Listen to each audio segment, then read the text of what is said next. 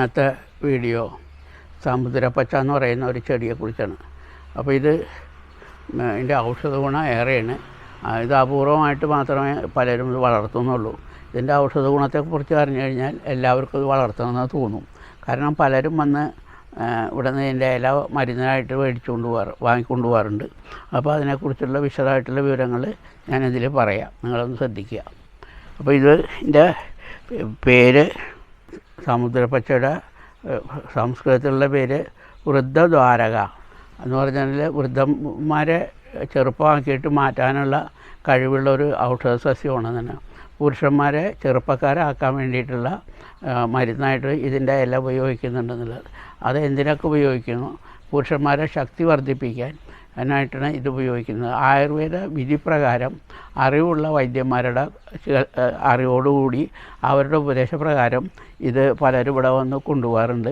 ഞാൻ ചികിത്സിക്കാറില്ല, പക്ഷേ പലർക്കും ഇല ആവശ്യപ്പെട്ട് വരുമ്പോൾ അവരോട് ചോദിക്കുമ്പോൾ അവർ പറയാറുണ്ട് ഈ സമുദ്രപ്പച്ചയ്ക്ക് പൂവുണ്ടാവും, അതിന് കായ ഉണ്ടാവും. ആ കായയിൽ നിന്ന് വിത്ത് മുളച്ചും തൈ ഉണ്ടാക്കാം, തണ്ട് മുറിച്ചും നമുക്ക് ഉണ്ടാക്കാം. അപ്പോൾ ഇതിൻ്റെ പൂവ് കാണാൻ നല്ല ഭംഗിയാണ്. ഒരുപാട് പൂക്കൾ വയലറ്റ് കളറിലുള്ളത് വിരിഞ്ഞ് നിൽക്കുന്നത് കാണാൻ നല്ല ഭംഗിയാണ്. പിന്നെ ഇല ഇതേമാതിരി വലിയ ഇലയായിട്ടുണ്ടാവും. ഇതിനകത്ത് മൂത്ത ഇലയാണ് ആട്ടുംപാലും ഇലയും കൂടെ ഉപയോഗിച്ചാണ് മരുന്നായിട്ട് പല വൈദ്യന്മാരും പറഞ്ഞിട്ട് ആളുകൾ കൊണ്ടുപോകുന്നത്. അപ്പോൾ ഇതിനെ വെരിക്കോസ് വെയിനും മരുന്നായിട്ട് ഉപയോഗിക്കുന്നുണ്ടെന്നുള്ളതാണ് ഈ ഇല കൊണ്ടുള്ള ഒരു. പിന്നെ വേറൊരു പ്രത്യേകത, ഇത് നട്ട് കഴിഞ്ഞാൽ കാട് പോലെ ആവും. എല്ലാ മരങ്ങളിലും മുകളിലോട്ട് ഇത് വലിഞ്ഞ് കയറും. പിന്നെ വെട്ടിക്കളയേണ്ട ഇത് വരും. പിന്നെ വെട്ടിക്കളഞ്ഞ മരത്തുമ്മൽ കയറി കഴിഞ്ഞാൽ അതിൽ പൂവുണ്ടായി കിടക്കുന്നത് കാണാനായിട്ടുള്ള നല്ലൊരു ഭംഗിയാണ്. പിന്നെ ഇതിൻ്റെ ഇല കൊണ്ട് ആയുർവേദ വിധി പ്രകാരം മരുന്നുണ്ടാക്കി കഴിച്ചാൽ ആൺകുട്ടികളുണ്ടാവും എന്നുള്ളതാണ് വേറെ പ്രത്യേകത ഇതിനെക്കുറിച്ച് പറയുന്നത്. അപ്പോൾ ഇതിൻ്റെ ചില കാര്യങ്ങൾ ഞാൻ വിശദമായിട്ട് പറയാം. ഇത് സമുദ്രപ്പച്ച കഷായവും കൽക്കവുമാക്കി വിധി പ്രകാരം നെയ്യ് കാച്ചിയെടുത്ത് കഴിച്ചാൽ വീര്യവർധനയുണ്ടാകും, പുരുഷ പ്രജ ഉണ്ടാകുവാനും സഹായിക്കുന്നു എന്ന് പറയപ്പെടുന്നു.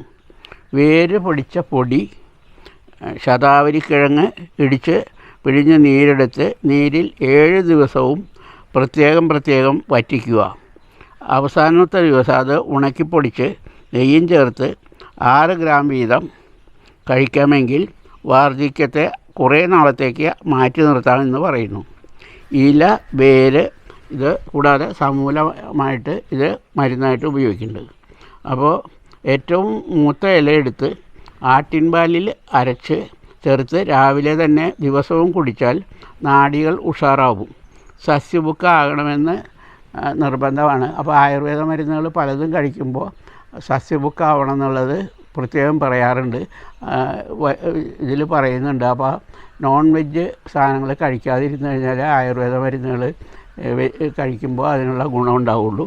അപ്പോൾ വൃദ്ധദ്വാരക എന്ന് പറയുന്ന ഈ ചെടി നമുക്ക് വീട്ടിൽ നട്ടു വളർത്തി പൂവുണ്ടായി നിൽക്കുന്നതും കാണാനൊരു ഭംഗിയാണ്.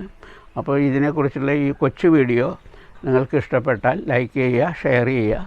ഇനിയും ഇതേമാതിരി ചെറിയ വീഡിയോകളുമായി വീണ്ടും നിങ്ങളുടെ മുമ്പിൽ വരാം. നന്ദി, നമസ്കാരം.